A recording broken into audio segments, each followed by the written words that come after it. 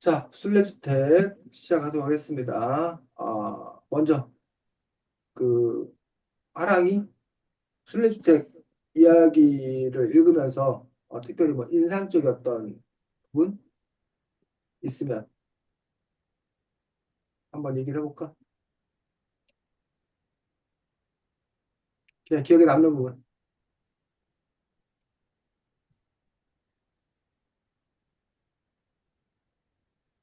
생각해보고 하경이는 어, 약간 기억이, 나- 기억이, 기억이 나는 부분. 약간 그렇게 막 엄청 세세하게 기억이 나진 않지만 약간 읽으면서 음, 그, 이 주인공이 만나는 인물의 그 차이가 극명하게 보였던 부분이 인상 깊었던 것 같아요.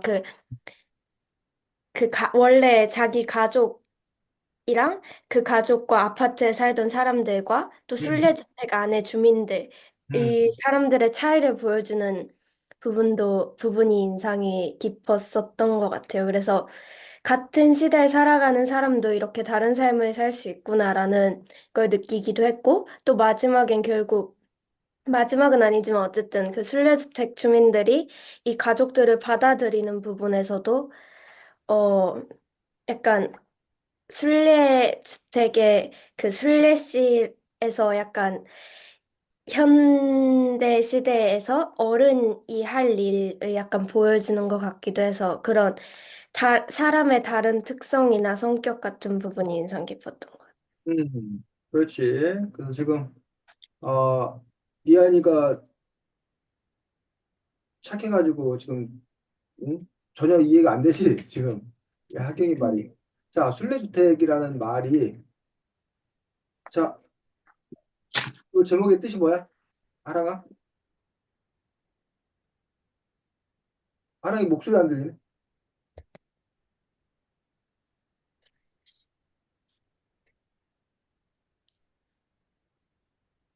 왜 안 들리지? 아까도 안 들렸나? 우리가? 자, 이하나, 그, 순례주택이 뜻이 뭘 것 같아, 이하니가? 때려잡고 한번. 어, 주택 이름이 술래인 거예요. 왜 근데 주택 이름이 순례야? 그러게요. 아, 어, 자, 지금 이하이가 말한 대로 주택 이름이 순례주택인데, 이 순례가 이 주택의, 그 음, 건물주 이름이 순례씨야. 음, 자, 그래서 지금 아까 하경이가 잠깐 얘기했었는데 하나가 이제 뭐 아파트라는 음, 구조가 있고 정확한 명칭은 아닌데 우리나라의 그 주택이 빌라형 주택이 혹시 알아? 음. 빌라형 주택? 네. 그래서 그, 그 뭐라 해야 되나? 어쨌든 아파트는 단지에 이렇게 여러 세대가 이제 함께 이렇게 사는 그런 부분들에 비해서 이렇게 주택 단지들 이렇게 보면 우리가 이제 주택이 단독 주택이 있고 빌라형 주택이 있어. 단독 단독 주택은 말 그대로 그냥 뭐 2층 집이면 2층 집, 뭐 아니 단층집 단층집 지어놓고 한 가구가 그냥 사는 그러한 단독 주택인 거지. 근데 우리나라에 있는 것들 중에 이제 이른바 빌라형 주택이라고 해가지고 보통은 한 4층짜리 건물 있는데 그 4층짜리 건물에 한 10집 정도, 뭐 한 20집 정도. 그리고 뭐 원룸이 여러 개 있는 경우도 있고, 뭐 투룸이 몇 개 있는 경우도 있고, 또는 이제 보통 한 4층은 주인 세대 음. 해가지고 뭐 3룸으로 돼 있는데, 뭐 3층이나 2층은 투룸이나 원룸으로 이렇게 돼 있고, 뭐 1층은 이제 상가가 돼 있고, 이런 식으로 돼 있는 걸 우리나라에서 보통 이제 무슨 빌라라고 이제 불러. 무슨 빌라. 근데 이제 쌤이 아까 빌라형 주택이라 한 거는 원래 또 이제 빌라 같은 경우는 이제 고급 주택 단지를 빌라라고 부르거든, 사실은. 음, 고급 주택, 고급 주택 단지를. 근데 우리나라 이 책에서 나오는 순례주택에 나오는 이 주택은 빌라형 주택이라고 해서 아까 선생님이 말했듯이 그냥 1층은 상가이고 2, 3층에는 원룸이나 투룸 이 여러 집들 여러 세대가 있고 그다음에 이제 뭐 4층은 이제 뭐 주인 세대가 그 좀 더 이렇게 넓은 그런 형태였던 그런 집이 빌라형 주택인 걸 볼 수 있는데 그동안 어, 이한이가 살았던 주택 집의 유형은 어떤 유형에서 주로 살았어? 저는 오로지 아파트, 네, 아파트에서만 계속 아파트. 하경이는 저 아파트에 살다가 음, 빌라인데 그 꼭대기층에 복층으로 돼 있는 데를 갔다가 다시 음, 아파트로 왔어요. 하랑이는 저는 저는 쭉 아파트에서 네. 그래 우리 그러면 아파트에서만 사는 하랑이와 이한집에서 경험을 갖고 있는 하경이 차이가 있어 혹시? 아파트하고 그 전에 다른 집 형태하고 차이 일단 쓰레기 배출이 어렵고요. 뭐 어디가? 그 빌라가 정해져 있는 약간 날에 배출을 해야 되니까 약간 그런 편의시설이 없는 게 제일 큰 단점이긴 한데, 음, 또 장점이면은 음, 만약에 꼭대기층이면 보통 빌라가 복층이나 또는 뭔가 테라스가 있거나 이런 약간의 더 그런 시설을 둘 수 있다는 거가 장점인데 사실 단점은 뭔가 보통 겨울이 되면 더 쉽게 얼거나 또는 음, 쓰레기 배출이 어렵거나 이런 단점이 있지 않을까요? 그렇지, 그렇지. 맞습니다. 그래서 아파트 같은 경우는 이제 어떤 공동 거주 시설이기 때문에 거기에 이제 관리사무소도 있고, 뭐 경비 아저씨도 계시고, 청소해 주시는 분도 계시고, 그 대신 이제 관리비를 많이 내지.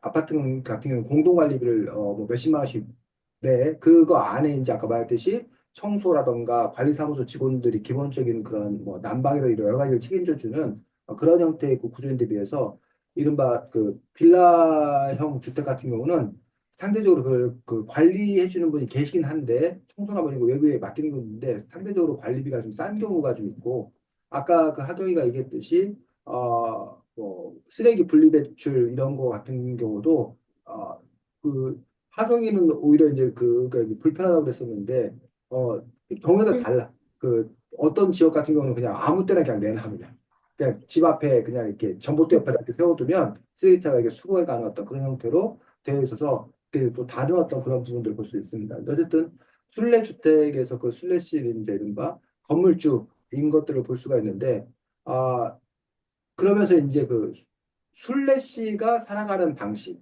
음, 순례씨의 가치관과 그 아파트에 사는 부모님의 가치관이 서로 다른 그런 부분들인데 이 작품의 어떤 그런 배경 이런 것들을 조금 이해를 하려면 그 순례씨 주택에 그 순례씨가 건물주로 사는데 순례씨 집에 이 주인공 청소년 주인공의 할아버지 할아버지가 요 순례씨 음, 주택 빌라에 새들어 사는 거야. 그 다음에 근데 원래 이 할아버지의 집에는 누가 살아? 이 주인공의 가족, 가족들이 사는 거야. 근데 그 주인공의 가족, 그러니까 엄마 아빠하고 언니. 언니, 언니가 이제 거기에 살게 되는데 엄마 아빠가 갖고 있는 가치관과 음, 순례 씨가 갖고 있는 가치관이 서로 다르더라는 거죠. 근데 그 것들이 막 개개인이 다를 수 있는데 이른바 한국 사회에서 아파트라는 곳이 갖는 의미가 음, 있는 거고 어, 여기서는 이제 이른바 빌라형 주택이 갖는 어떤 그런 의미라는 부분들이 좀 있는 거야. 그래서 특히 여기서는 또 이제 어떻게 되냐면 아파트 지역은 개발된 곳, 음, 세련된 곳. 반면에 요 주택 지구는 상대적으로 조금 낙후된 곳, 음, 근대적인 곳이라는 그러한 구도를 형성하고 있어. 근데 대부분이 그래, 대부분이. 근데 아까 쌤이 그 원래 빌라는 되게 고급인 곳을 말해, 사실은. 그래서 쌤이 오래된 얘기인데 서울에 이제 대학을 갔어. 그래갖고 이제 서울에 대학 갔는데 이제 거기 그 집을 하숙집을 구해야 돼. 하수구가 되는데 쌤이 서울교육대학교라는 학교를 갔는데 거기가 강남의 그 서초동이라는 곳에 있어. 서초동이라는 곳에 있는데 그런 걸 쌤이 전혀 몰랐던 거야. 쌤이 대학 가면서 서울을 처음 간 거야. 그것이 어떤 건지 전혀 몰랐는데 그래서 하숙집을 구하러 이렇게 갔는데 거기가 무슨 뭐 롯데 빌리지하고 막 빌라가 막 이렇게 있는 거야. 그래서 쌤이 당시에 대전에 살 때, 뭐 외제차를 보면 그날 학교 가서 자랑을 했었어. 나 오늘 외제차 봤다 이러지. 그리고 그 당시에 대전에 BMW 뭐 그런 외제차가 두 대인가밖에 없었다고 했었어. 대전시 음, 전체에. 그래서 그걸 보면 신기하게 썼는데 거기서 이렇게 갔는데 막 담장은 막 빨간색, 붉은색 담장이 엄청 높고 한 집에 외제차가 두 대가 서 있는 거야. 그걸 보고 쌤이 막 너무 문화적 충격을 받았는데 그거를 쌤이 모르고 거기를 그 뭐야 수습집을 구하러 다닌 거야. 근데 음, 거기가 그 당시 지금으로 치면 100억대 이상이 되는 어떤 그런 집들인 거야. 그 집 한 채 자체가. 근데 그런 게 음, 이제 빌라촌이야, 사실은. 그러니까 그런 그 고급이고 사실은 원래 주택에 사는 사람들이 훨씬 더 돈 많은 사람들이 주택에 사는 거야, 사실은. 근데 우리나라에서의 의미는 그렇지가 않아. 음, 일반적으로 그 아파트 단지가 있고 주택이 있으면 주택은 그냥 그 뭐야 개발되기 이전 상태인 거고 뭐 아파트도 물론 이제 아파트 나름이야. 아파트도 종류가 여러 그 종류가 있어서 아파트 값도 사실은 상당히 큰 차이를 보이게 되는데 이 순례주택에서 말하면 이 순례주택에 나오는 그 아파트가 어디를 말해야 될까? 요즘 대전으로 치면은 거기 저기 뭐야 도용동에 그 저기 있지 않아? 그 뭐지? 스마트 시티? 스마트 시티. 뭐 스마트 시티라던가 요즘 잘 나가는 데가 도안? 뭐 음, 도안 뭐 아니면 뭐 그 클럽 아파트 둔산동의 클럽 아파트 뭐 이 시기만 이런 데야. 이요 하나의 어떤 아파트 어떤 그런 단지들은. 그리고 주택이라고 하면 하락이도 보면은 전민동에 엑스포 아파트 있고 그 맞은편에 일반 주택단지 있잖아. 뭐 그렇지. 이한이가 사는 만연동도 보면은 아파트 있고 그 옆에 주택 있지. 맞아요. 주택단지 있고 뭐 이런 식으로 그 대전 같은 경우는 다 이제 그런 식으로 되어 있는데 여기도 보면 이제 그런 식의 어떤 그런 구조인 것들을 볼 수가 있습니다. 그래서 책 잠깐 보면 36쪽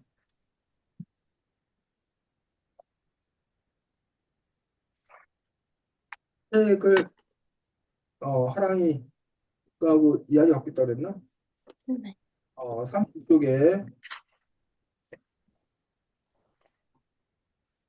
밑에서 여섯째 줄 39쪽이요? 거기 한번 읽어줄까? 하랑아? 화, 40, 36쪽 달아놓아 거기. 음, 36쪽. 책이 다른가? 아니, 똑같아요.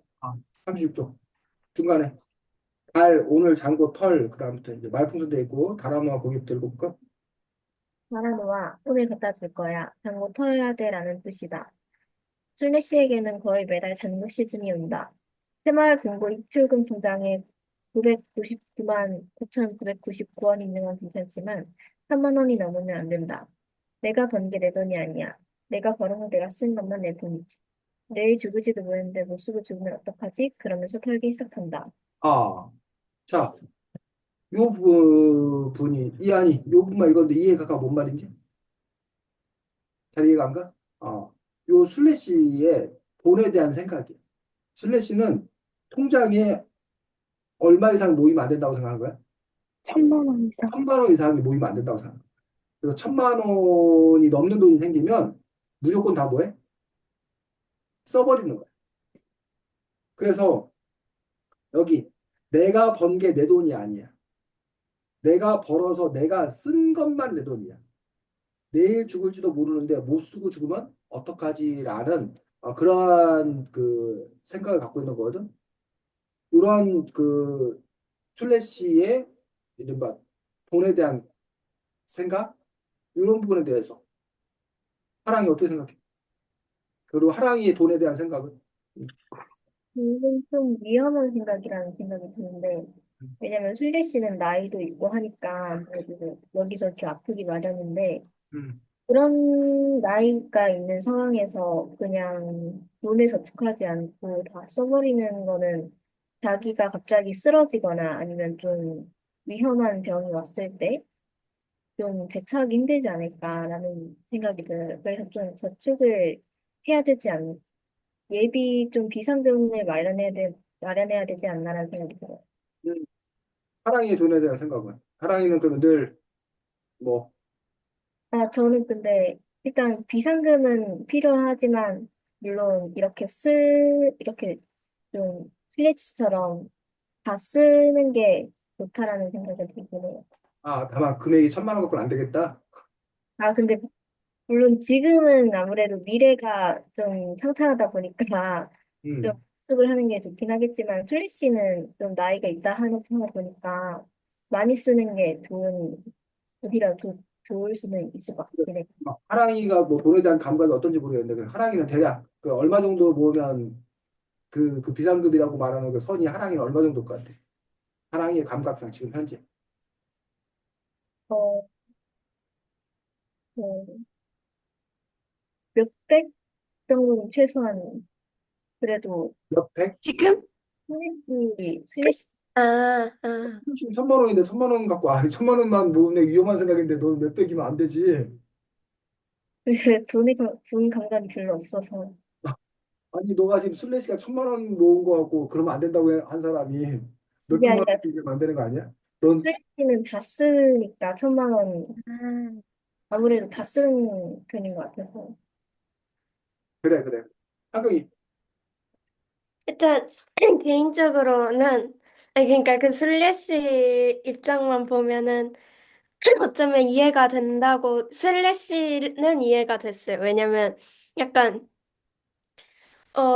슬래시는 사실 지금 그 돈을 벌 때 꽤 열심히 일을 해서 본 걸로 기억을 하는데 네, 그래서 그렇게 열심히 번 돈을 자기가 쓰겠다 마음도 이해가 가고 약간 삶에 미련이 없는 인물이라고 저는 개인적으로 느껴져서 뭔가 내가 때가 되면 가, 죽을 수도 있고 근데 뭐 그건 세상에 뭔가 술리고 이런 식으로 생각하는 사람이라는 게 말에서 느껴져서 그런 면에선 그런 가치관을 가지고 있는 사람이 굳이 1,000만 원보다 많은 혹시 아플지도 모르니까 더 많은 금액이 필요해도 막 되게 좋은 입장이지만 이 슬래시 입장만 볼 때는 어차피 미련 없이 열심히 살았는데 굳이 아플 때까지 그런 걸 대비해놔야 돼 이런 입장일 수도 있겠다. 그냥 현재를 잘 사는 게 더 낫지 않아? 이런 입장일 수도 있겠다라는 생각이 들기도 하고 그리고 책 뒤에 아마 자기가 죽으면 돈이나 이런 걸 국경 없는 의사회에 기부하겠다고 했던 걸로 기억을 해서 어차피 그럴 거면 뭐 자기가 원하는 만큼의 재산만 축적하고 자기가 죽었을 때 그걸 기부하는 거면 그건 뭐 개인의 자유겠다 이런 생각이 드는데 여기까지가 슬래시에 대한 의견이고 제 약간 평소만 생각을 해보면 저는 무조건 저축을 해놓는 스타일인 것 같아서 지금까지도 약간 받은 돈이나 생긴 돈을 다 저축을 해놓는 것 같아서 말로는 슬래시 입장에 공감한다고 하지만 제 삶을 보면은 굉장히 다른 삶을 살고 있는 것 같다는 생각은 들어요. 하경이 저축 열심히 하는 이유는 저요? 음. 사실 별로 이유는 없는데 약간 싸 돈을 받는 곳이 사실 어리니까 별로 없기도 하고 그런 면에서 그냥 사실 쓸 일이 그렇게 엄청 많지도 않아서 그럴 거면 그냥 일단 저축을 해놓자라는 입장인 것 같아요. 왜 쓰려고 맘만 먹으면 너가 좋은 옷도 사입을 수 있고 친구들한테 막 생일 선물 뭐 이런 거 아니면 야 내가 오늘 한턱 쏠게 하고 막 네가 쓰려고 맘만 먹으면 그렇죠? 쓸 수 있는 건데 안 쓰는 거 아니야? 쓰고 싶지 않은 거 아니야? 맞아요. 아니면 예를 들면 저축의 그 숫자가 올라가는 거 자체가 너가 그 기분이 좋을 수도 있고 아니면 야, 아, 돈 모아서 나중에 뭐 해야겠다라는 뭐 장래를 대비한 어떤 그런 부분일 수도 있고 뭐 그런 너 안에 이유가 있을 거 아니야.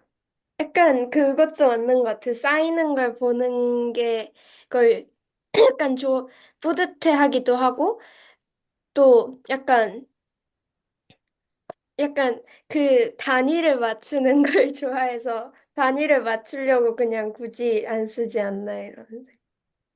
그렇지. 이한이는 어떤 것 같아? 돈에 대한 저는, 생각이. 뭔가 통장에서 점점 쌓여가는 그 돈을 살 게 없어도 약간 점점 많아지면 그걸로 엄청 만족감을 느껴요. 그래서 무조건 모으는 느낌. 음. 그러면 그렇게 하지 않는 이 슬래시의 행위에 대해서는 근데, 어, 죽는다고 해도 약간 살짝 이해가 안 돼요. 왜? 어떤 점에서? 왜냐하면, 이게 기부를 한다고도 아까 그렇게 말했고, 음. 어떻게든 이 사람의 가족들이 갖게 되지 않을까요? 근데 막 내가 죽을 수도 있으니까 하면서 돈을 막 쓰는 거는 잘 모르겠어요. 그렇지. 그 부분에서 이제 차이가 있는 거야. 요 슬래시 같은 경우는 아이들 막 저기가 없지. 자식이. 네. 자식이 아, 없어서 물려줄 사람이 없는 거야, 일단 기본적으로. 첫 번째. 그 차이가 일단 가장 큰 부분이어서 많은 그 사람들이 돈을 열심히 모으는 이유들 중에 하나가 사실은 그 돈을 자식들에게 상속해 줘야겠다. 라는 이유가 상당히 커. 음. 상당히 커서 그러다 보니까 자식을 위해서 내가 열심히 벌어서 자식에게 물려줘야겠다. 그래서 우리나라의 그 이른바 상속세를 둘러싼 논쟁이 상당히 커. 우리나라는 상속세가 높은 나라야, 낮은 나라야? 여러분이 알고 있기? 높은? 높은 하경이는, 사랑이는, 자, 높은 이한이는 잘 찍어 빨리. 어? 높은? 우리나라는 상속세가 높은 나라야. 그래서 어떤 사람들은 그래서 상속세를 뭐 낮춰야 된다라고 주장하는 사람들도 있습니다. 근데 이제 상속세와 관련된 논쟁이 몇 가지가 있는데 아니 부모 잘 만났다는 이유로 상속을 받는 게 이게 정당하냐? 꽁돈 아니야 꽁돈 말 그대로. 자기가 노력해서 번 돈 아니지 않냐? 그러니 상속세를 많이 내는 게 맞다라고 주장하는 사람들이 있어.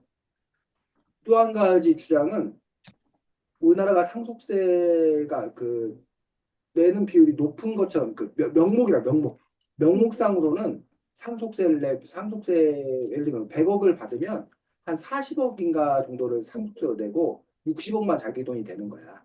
명목상으로. 근데 실제로 명목 그 세율이 아니라 실질 세율이라고 하는 부분에서 막 이것저것 막 공제를 많이 해줘. 이것 빼주고 저것 빼주고 막 하다 보면 그럼 확 떨어져. 그래서 실제적으로 높은 게 아니다라고 주장하는 사람도 있어. 세 번째로는 외국에 비해서 우리나라가 이제 높다고 그러는 거잖아. 근데 외국은 상속세 말고 평상시에 내는 세금이 많다는 거야. 근데 우리나라는 평상시에 내는 세금이 상대적으로 적어요. 적다는 거야. 그러니 상속세 하나만 갖고 비교해서 더 높다고 말해서는 안 음. 된다. 라고 주장하는 사람들이 현재의 상속세를 유지해야 된다.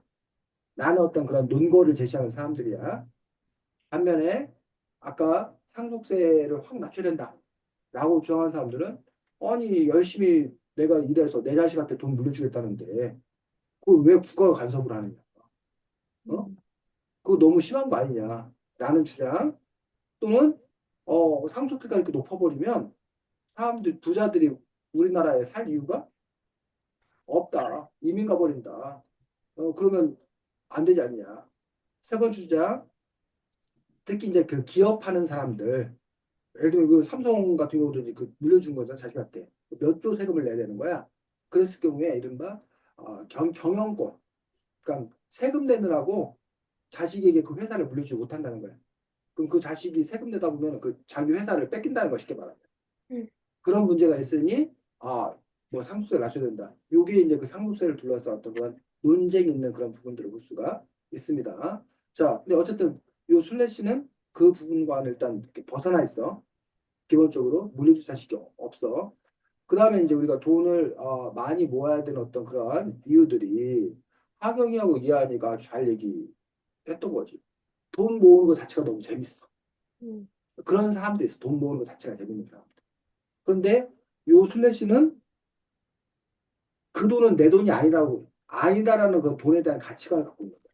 음, 내가 쓸 수 있을 때 그게 내 돈이지. 저 통장에 저축돼 있는 돈, 숫자만의 돈은 내 돈이 아니다라고 주장하는 거야. 그 부분에서 아주 큰 차이를 갖고 있는 거야.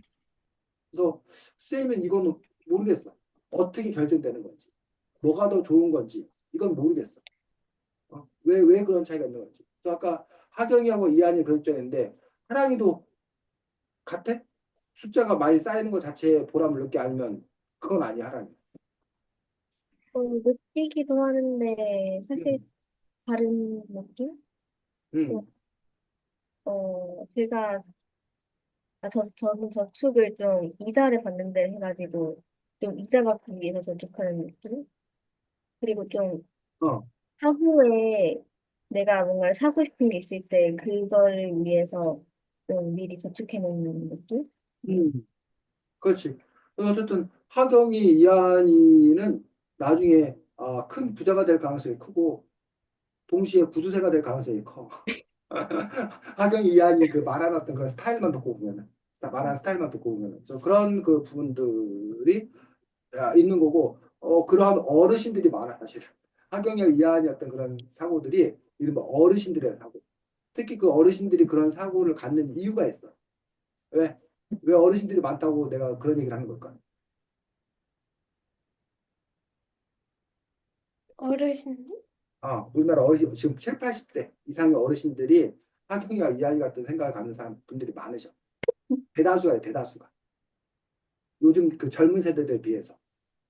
음, 자, 그 분들은 이른바 가난을 경험한 세대야. 음, 가난을 경험한 세대고, 지금 현재 여러분 같은 경우는, 뭐 여러분 개개인의 삶은 모르겠지만, 가난을 경험하지 않았던 그런 세대야.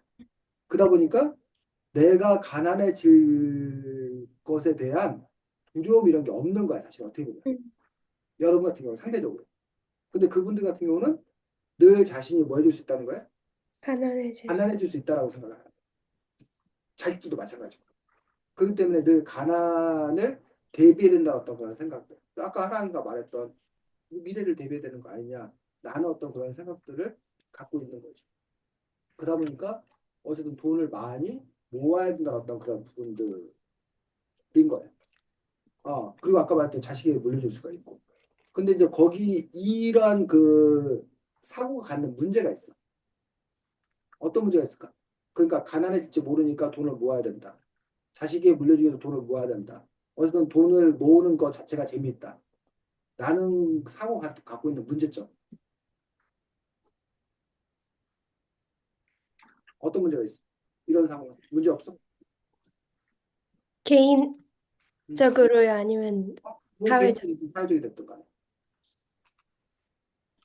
국민 전체가 그럼 소비 활성화가 안 되지 않을까요? 그렇지. 그럴 수 있겠네. 전체적으로 쓰지 않으면 소비 활성화가 안 되어서 그런 또 이렇게 문제를 갖고 있는 거야. 그래서 우리가 이제 나중에 경제에 관한 책도 보게 될 텐데 저축을 과거에는 그 장려했었어. 음, 선생님 여러 말 할 때는 저축 많이 살 길이다 해가지고 저축을 아주 많이 강조했었어. 그 소비를 죄악식. 음, 근데 지금은 세대가 바뀌어가지고 오히려 지금은 소비를 더 강조해. 음. 그래갖고 아주 그 선생님 입장에서 혼란스러운 게 공휴일 이번에도 그 저기 있었잖아. 네. 임시공휴일 있었잖아. 그 지난 설명 날, 우리가 임시공휴일 했잖아. 옛날에는 그러면 안 된다고 생각했어. 우리가 일해야 되는데 쉬다니 그건 큰일이라는 거라고 생각했어. 그 논쟁도 막 되게 컸었어. 그러면 막 경제적으로 얼마나 손해가 되는지. 근데 요즘은 임시공휴일을 지정하면서 오히려 경제를 위해서 임시공휴일을 지정한다는 건 논리를 펴. 왜? 경제, 소비를 많이 해서 경제가 활성화되니까. 음. 임시공휴일을 지정을 해서 사람들이 여행도 가고 뭐 외식도 하고 뭐 이래서 그 소비가 활성화되어야 그래야 그 돈이 쉽게 말해 풀려야 그래야 음, 돈이 돌고 돌아서 전체적인 그 시장 분위기가 활성화된다. 이 논리가 더 커진 거야. 근데 반면에 또 어떤 문제가 있냐면 올 1월 달 우리나라 그 생산이나 수출이 작년에 비해서 아주 급감한 거야, 급감. 음. 그러니까 수출 실적이 급감했다라는 그 뉴스만 딱 들으면 어때? 우리나라 경제가. 활성화 안 됐죠. 우리나라 경제가 활성화한다. 우리나라 경제가 문제다. 심각하다. 이렇게 생각하잖아. 근데 음, 거기에 이제 놀라운 숫자의 장난이 있는 거야. 음. 어떤 숫자의 장난이 있냐면 올 1월 달에 그 마지막 주가 거의 한 주 동안 놀았잖아. 네.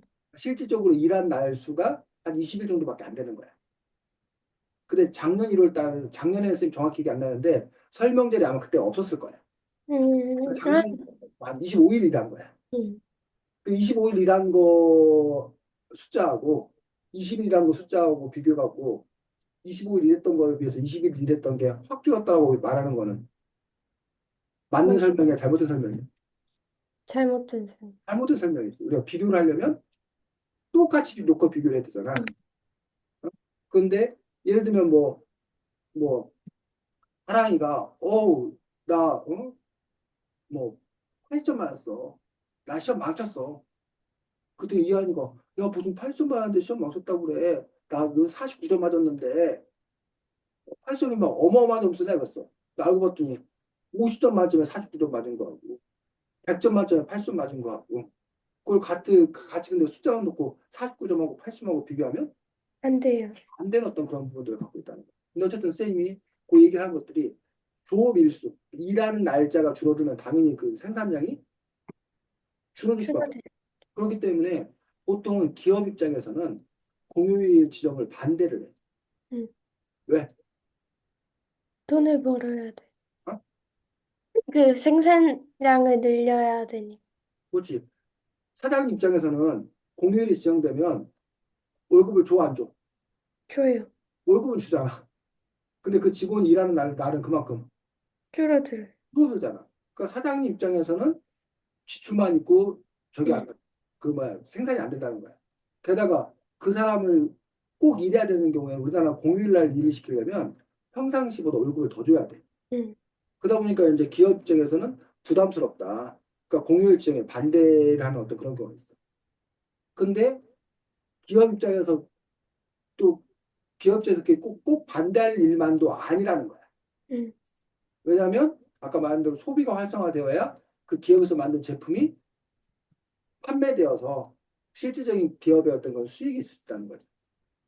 그런 음. 식으로 지금 현대 어떤 그런 사회는 소비를 잘하는 거, 잘 노는 거, 그거 자체가 경제 활동이라고 생각하는 거예요. 근데 과거의 어떤 그런 부분들에서는 그건 아니야. 과거에는 우리가 이른바 선생님이 어렸을 때 제일 많이 읽었던 이야기들 중에 하나가 개미와 배짱이 얘기했어. 음. 개미와 배짱이 얘기는 뭐야? 이소부화지 개미와 배짱이. 열심히, 재미가 열심히 사는 개미는 상을 받고, 일하지 않은 빗장이는 벌을 받는다는 거. 그렇지. 그리고 음. 개미와 배짱이었던 그런 이야기에서 누가 긍정적인 인물이야? 재미요. 개미가 긍정적인 인물이었다는 거지. 그래서 열심히 저축하라는 거지. 근데 그거에 비하면 이 순례 씨는 개미의 삶에서 벗어나 있는 거야. 일반 개미 입장에서. 자, 그 부분을 하나 더 보면, 여러분들이 어디를 보면 되냐면, 196쪽.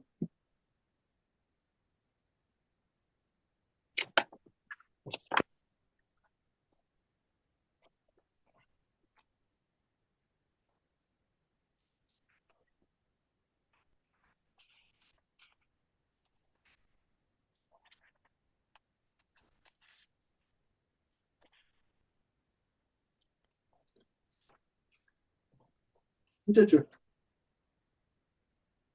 줄부터 읽어볼까? 둘째 줄이요? 음, 엄청나게 성실하고 가족애가 강한 엄청 나쁜 인간이었어. 슬래시는 전 남편을 그렇게 정의한다. 이혼을 결심하고 남편이 저지른 불법을 공책에 자세히 적어두었다. 남편은 그 공책이 무서워서 이혼을 해줬다. 아들도 놓아줬다. 위자료는 받지 못했다. 이제 바르지 못하게 번 돈으로 널 키우지 않아도 돼서 기쁘다. 우리 가난하고 당당하게 살자라는 말에 아들은 좋아 엄마 하고 따라 나섰다. 거기까지. 문제는 그래서 그 전 남편이 이제 이른바 고리대금업자였어. 고리대금업자가 뭐야? 고리대금업자. 돈을 불법으로 빌려주고 이자를 높게 쳐서 돌려받는 사람이야. 그렇지.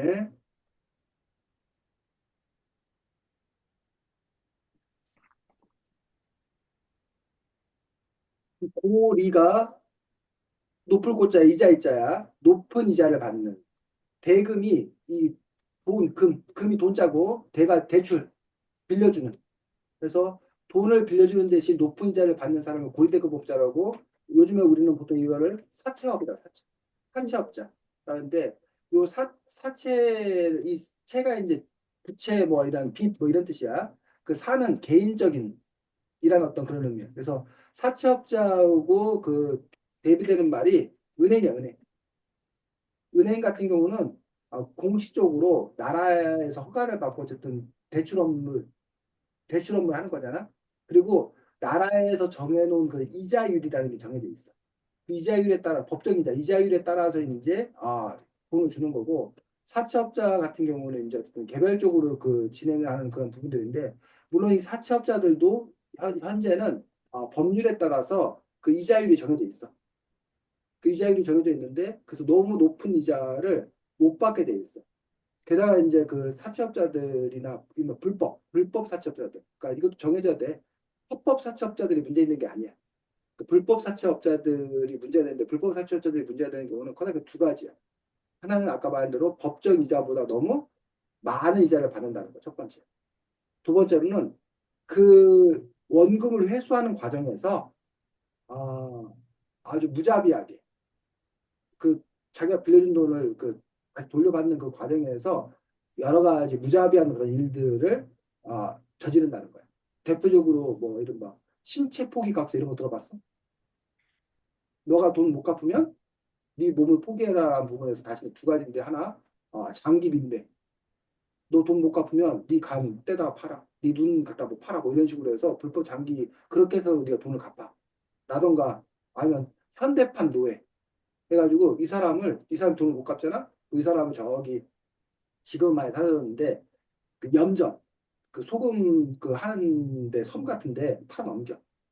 이 사람이 거기 가서 하면 뭐 연봉을 뭐 2천만 원 받는다. 그러면 2천만 원을 받고 먼저 이 사람이 땡겨 받고 5년치다. 1억을 땡겨 받고 이 사람은 그냥 섬에 팔아 넘겨.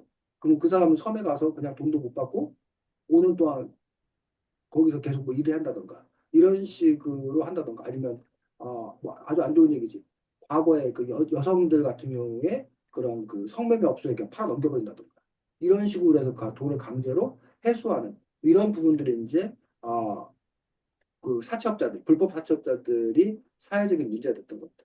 특히 이제 불법 사채업자들이 문제됐던 것들이 예를 들면 뭐 100만 원을 빌렸는데 우리 보통 이자율이 선생님 뭐 정확히 모르겠는데 요즘에는 뭐 한 1년에 한 최고 높아봤자 한 20만 원 정도, 뭐이 정도까지 아마 최고율이 100만 원에 그 120만 원까지 정도는 받아야 되는데 뭐 나중에는 보면은 100만 원 빌렸는데 그게 이자에 뭐 이자가 또 붙어갖고 뭐 500만 원, 600만 원 막 이렇게 다섯 여섯 배를 갚아도 그 돈이 못 갚게 되는 그런 상황이 벌어진다는 거야. 그 부분이. 근데 왜 그럼 이런 사채업자가 생기는 거야? 은행 가서 돈을 빌리면 되는데. 은행에 가면 요즘에 이율이 쓰면 뭐 정확히 모르겠지만 100만 원 빌리면 1년에 한 7만 원 정도? 6, 7만 원, 뭐, 신용이 안 좋은 사람들은 뭐 많으면 한 10만 원 정도?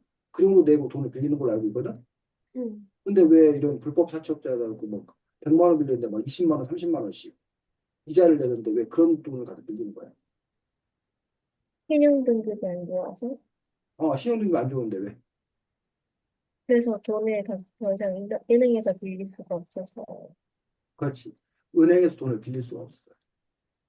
자, 그 은행의 역사이라고 하는데, 자, 은행이 부자한테 돈을 빌려줘야 돼? 가난한 사람한테 돈을 빌려줘야 돼? 가난한. 가난한 사람한테 돈이 필요한 사람한테 돈을 빌려줘야 돼. 근데 실제로는 은행은 부자한테 돈을 빌려줘, 가난한테 돈을 빌려줘? 부자. 부자한테 돈, 가난한테 돈을 안 빌려줘. 왜? 이한이 왜 은행은 그래야 부자들한테 갚을 수 있는 보장을 받을 수 있으니까. 그렇지. 가난한 사람은 돈을 이 사람이 갚는다는 보장이 없다는 거야. 은행은 돈을 빌려주는 것도 중요하지만 그 돈을 다시 회수하는 게 더 중요해. 그럼 이 사람이 돈을 갚을 사람인가 갚지 않을 사람인가 봐야 되는데 가난한 사람은 너가 뭘 믿고 내가 너한테 돈을 빌려주는 거야. 그러다 보니까 오히려 부자들에게 돈을 빌려주게 되는데 정작 돈을 안 빌려도 되는 부자들한테 돈을 빌려주고 돈이 정말 필요한 가난한 돈을 빌려주지 않다는 느낌. 자, 그러면 가난한 사람들한테 사채업자들은 왜 돈을 빌려줘?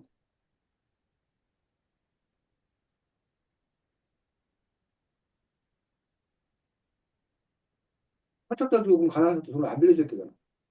근데 사채업자들이 가난한 사람한테 돈을 빌려주는 이유는 이자를 받아서 돈을 벌고.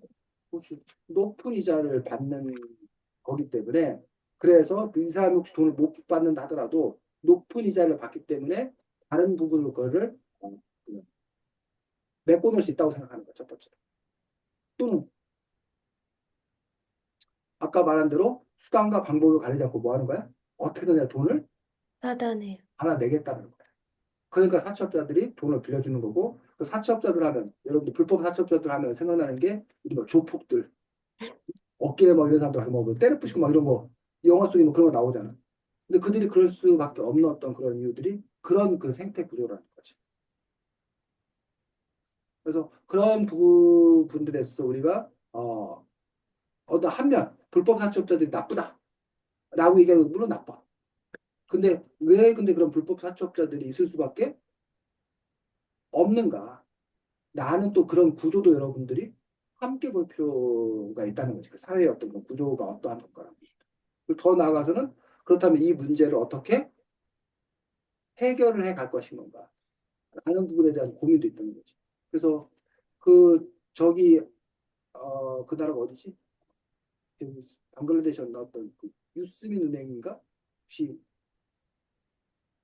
기억 있어? 들었던 기억?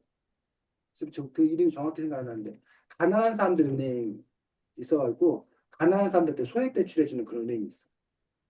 그래서 오히려 그 가난한 사람들이 그 돈을 가지고서 자기가 뭐 이렇게 돈을 또 열심히 또 잘 갚는 또 그런 그 경우를 보여주는 그런 또 이렇게 대안적인 어떤 그런 모습을 보여주기도 했는데 어쨌든 요 그 순례주택의 요 순례시는 이른바 어, 돈 중에는 나쁜 돈이 있고 좋은 돈이 있다고 생각하는 거예요.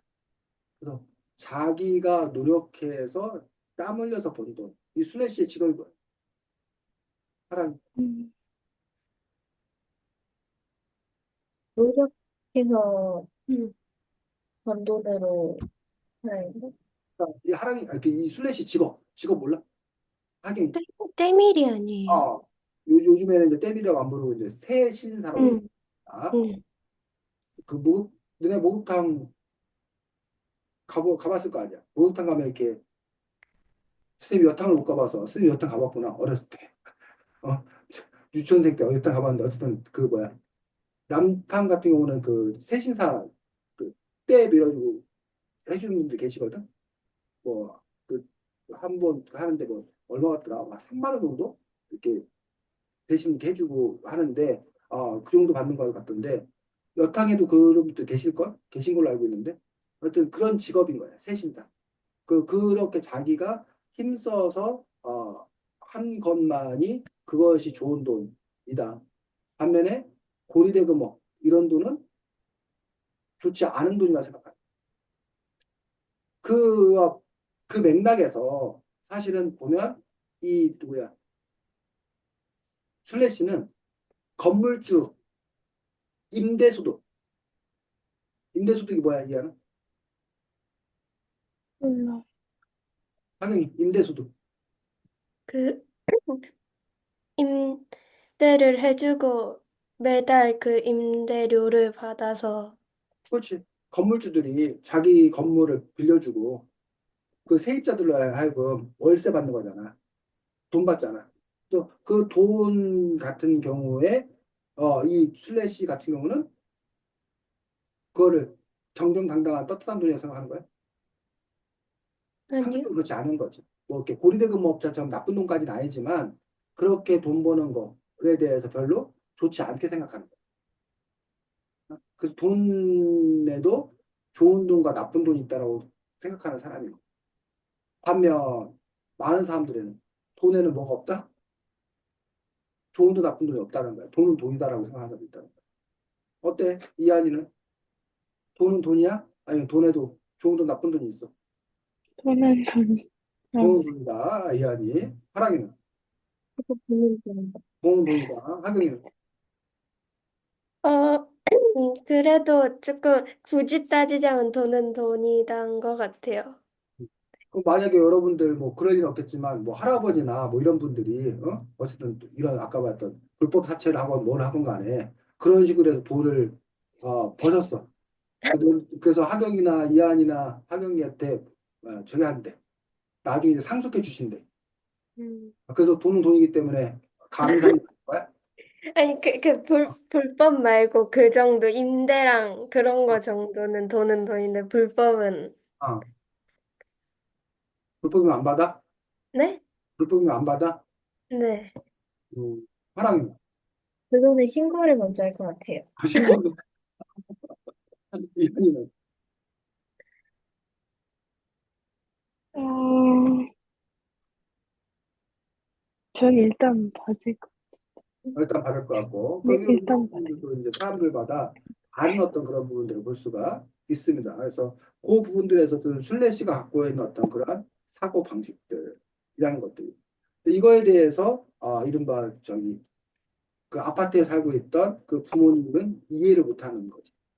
그들은 어떻게든 욕망 어떻게든 더 큰 부자가 될 수 있을까라는 부분들 그리고 자기가 그런 더 큰 부자가 되기 위해서 자녀들을 그렇게 학원을 열심히 보내는 이유가 뭐야? 돈을 벌어요. 좋은데요. 좋은 대학 가서 나보다 더 큰 부자가 되기를 바라는 거야. 좋은 직장을 얻어서 더 안정된 삶을 살길 바라는 거야. 그래서 그리고 이른바 계층 상승하길 바라는 거야. 내가 지금은 뭐 30평대 아파트에 살고 있는데 내 자녀는 이것보다 더 좋은 아파트 아니면 뭐 나중에 서울 강남에 가서 강남에 가는 어떤 그런 아파트에 살았으면 좋겠다라고 하는 어떤 그런 부분. 아니면 나는 그냥 직장인, 샐러리맨, 월급쟁이를 하고 있는데 너네는 직장인 샐러리맨 하지 말고 일반 전문직, 의사 선생님이 되거든, 변호사가 되거든 뭐 이런 식으로 해서 더 많은 연봉을 받는 그런 사람이 됐으면 좋겠다고 생각. 또 그 의사들이나 이런 사람들은 뭐라고 그러면 의사인데 이른바 뭐야 병원장 어? 큰 병원장 정도는 되어야 되지 않냐. 아니면 변호사들 같은 경우도 로펌, 로펌의 대표 정도가 돼야 되지 않냐. 라는 식으로 더 그 위에 더 상류층을 또 꿈꾸는 거야. 근데 또 그 사람들은 거기 끝이야? 그거 끝 아니라는 얘기지. 그 위에 일반 100억대, 그러니까 아까 지금 얘기했으면 우리가 일반 억대 연봉만 받아도 사회적으로 놓고 봤을 때 우리나라도 억대 연봉 받아도 5% 이내야 100명 중에 5등 안에 드는 거야. 쉽게 말하면 억대 연봉만 받아도. 근데 억대 연봉을 받는 그런 변호사나 그 의사들 같은 경우에 아까 말했듯이 병원장급, 로펌급. 그럼 그 사람들은 뭐 100억대 뭐 이런 정도를 생각하는 거야.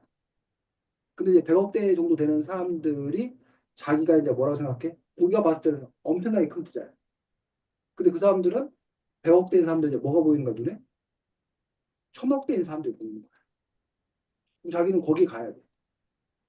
1000억대인 사람들은 끝이야? 아니요. 뭐가 보이는 거야 또? 더 높은 산. 몇 조 단위 사람들이 보이는 거지.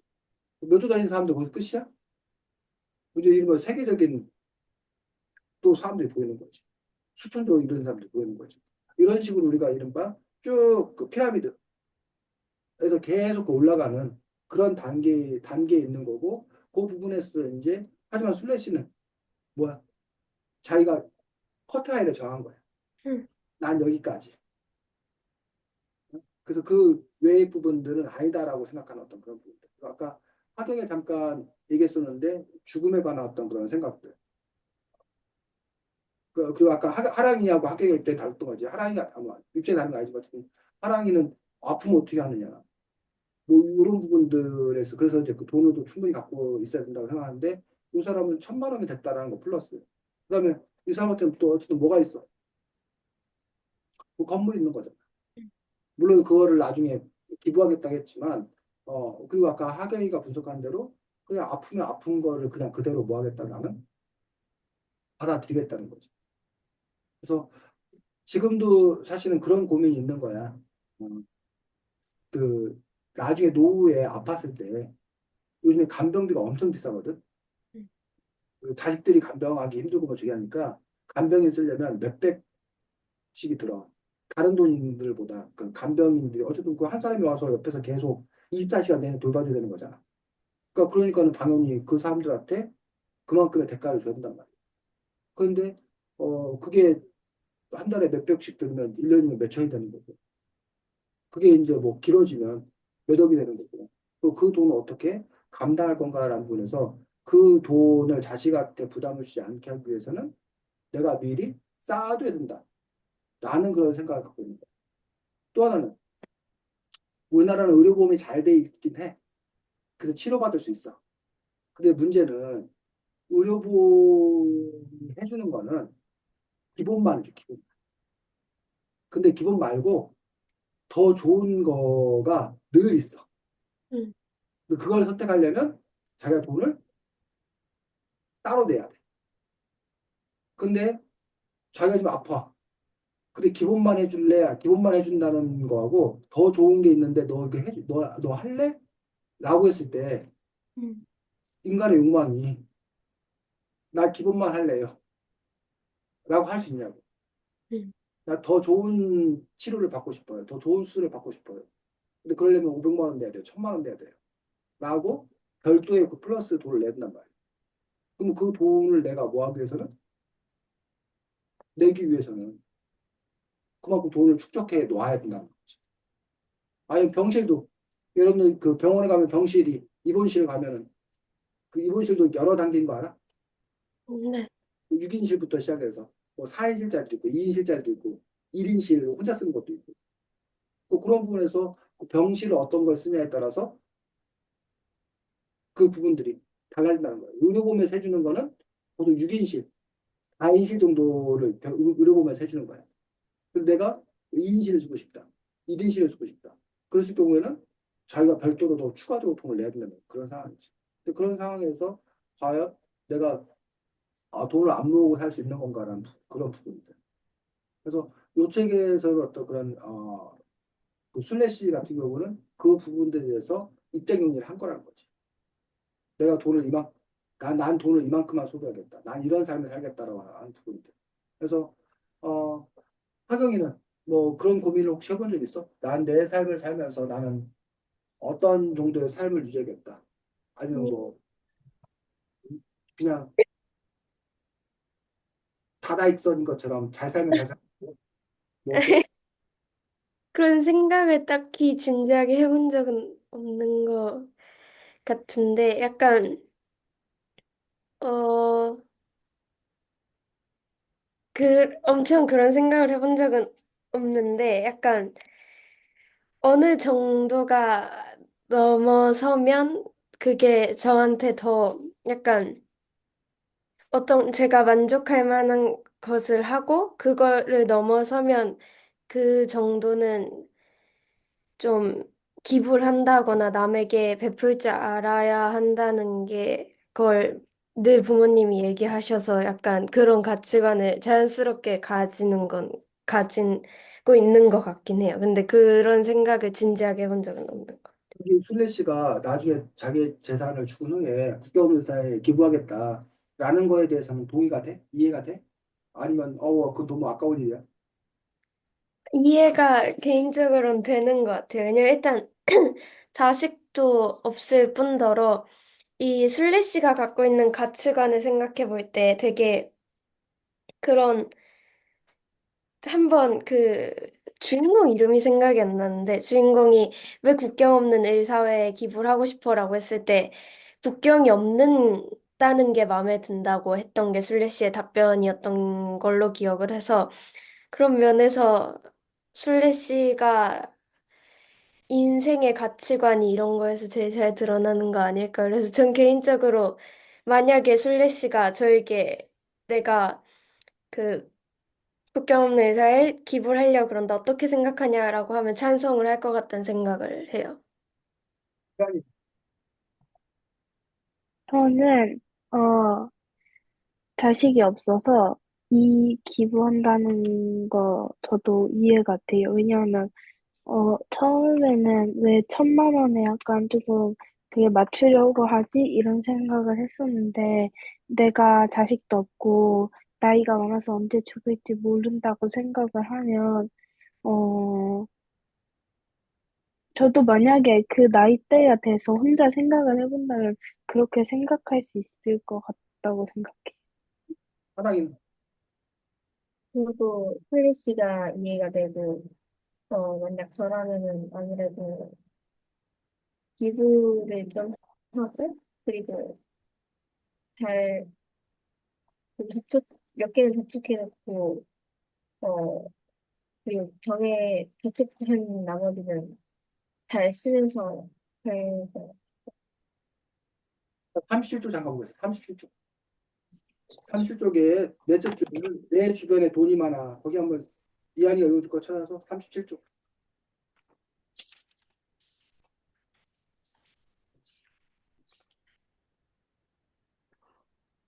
어디요?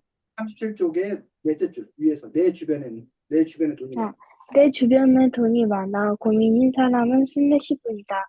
썩지 않은 쓰레기가 될 물건을 거의 사지 않는 사람도 쇼핑을 싫어하는 술래씨가 돈 쓸 때는 많지 않다. 꼭 필요한 물건은 자원순환을 위해 중고로 산다. 차 타는 것도 싫어한다. 이산화탄소를 배출한다고 썩지 않는 쓰레기, 이산화탄소를 마구 배출하는 인간들, 쓰고 남은 돈, 술래씨의 3대 고민이다. 앞에 두 가지는 다른 사람도 알지만 마지막 한 가지를 아는 사람은 나뿐이다. 거기까지. 30년, 네. 이한 거기까지. 그래서 이 부분들도 그러면 내가 다 쓰고 죽자도 아니야 사실은.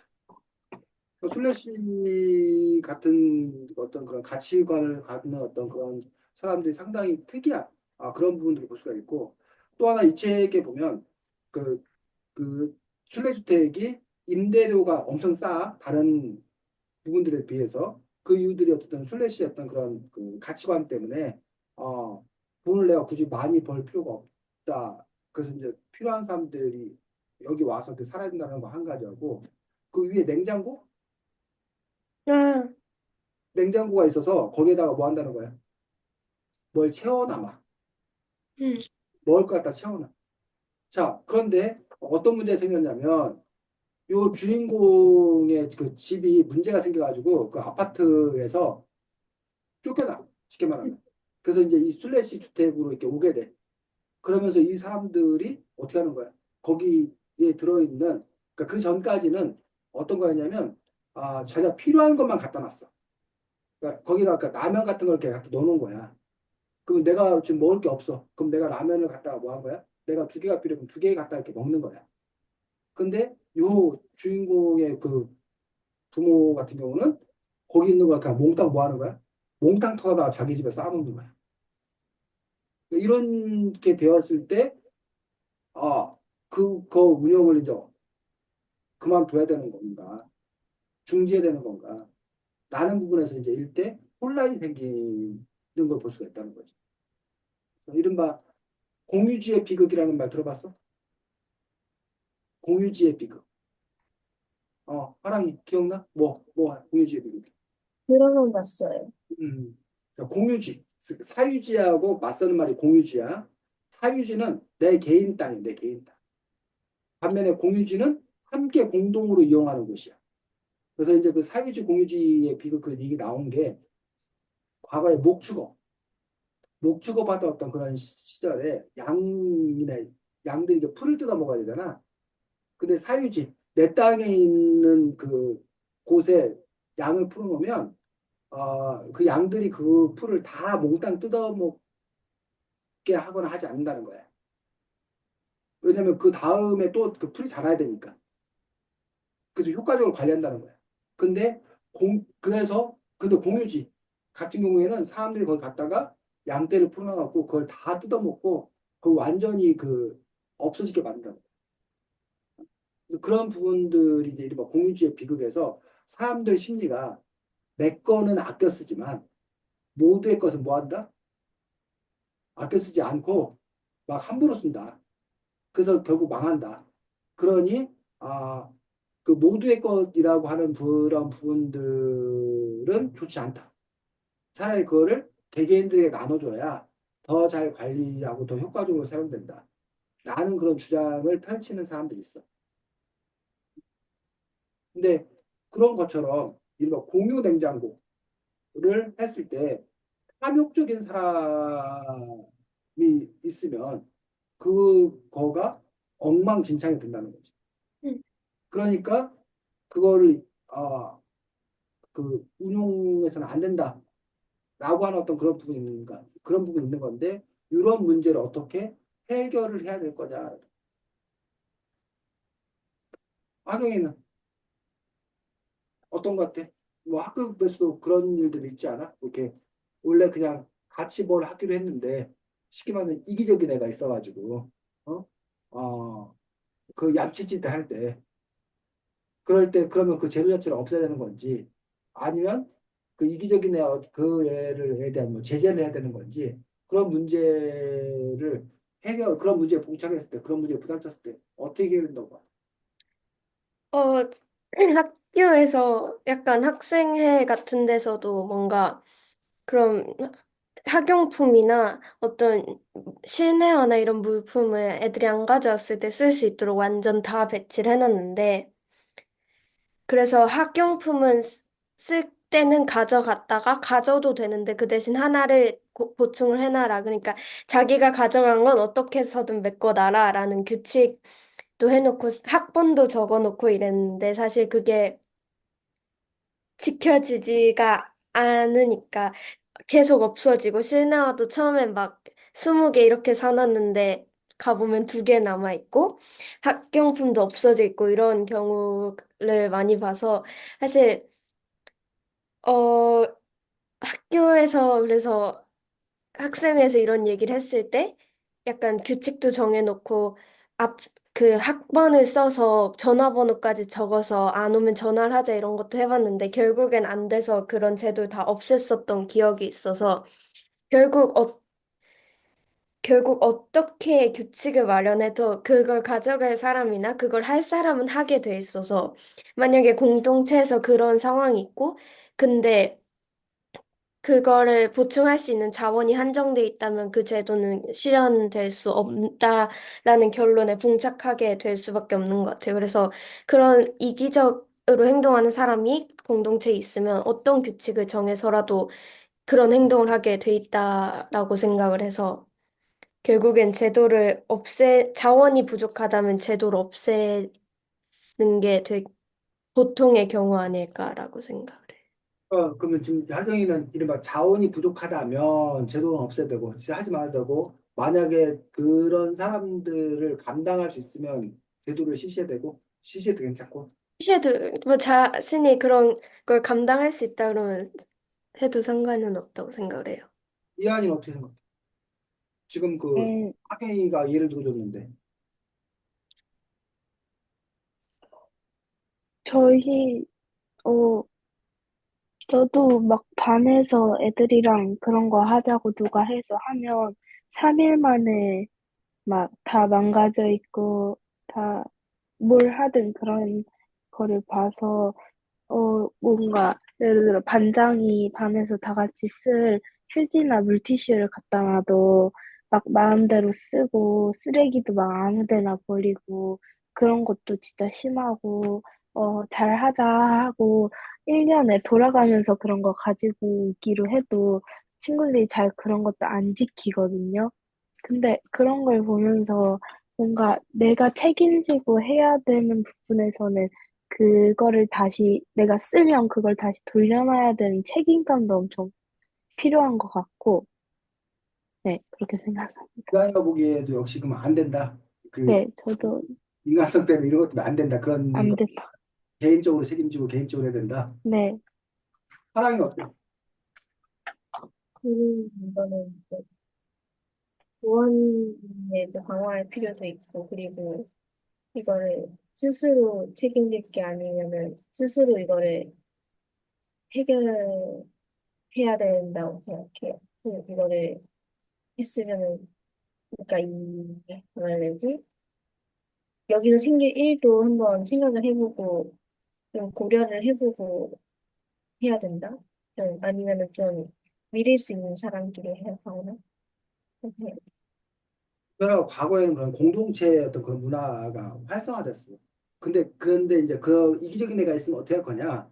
근데 과거에는 공식적인 왕따가 있었어.